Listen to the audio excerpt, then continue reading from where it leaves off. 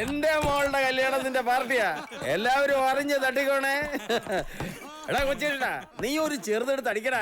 ഞാൻ ഡ്യൂട്ടിയില്ല.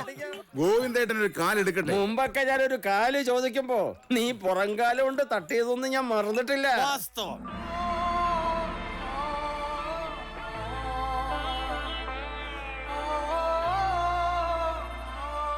പിന്നെ ഈ ആഘോഷിക്കുന്നതിന്റെ ബില്ല് നാളെ കാലത്ത് മരുമോന്റെ ബാങ്ക് കൊണ്ട് കൊടുത്താൽ മതി, കാശ് അവിടുന്ന് തരും. എന്തിനാ ഞാൻ ഈ കായൽ കരയിലൂടെ ഒരു ഗതികിട്ടാ പ്രേതം പോലെ അലിഞ്ഞു തിരിഞ്ഞ് നടക്കുമ്പോൾ നിങ്ങൾ ഇവിടെ കരക്കാർക്ക് പാർട്ടി നടത്തുകയാണല്ലേ?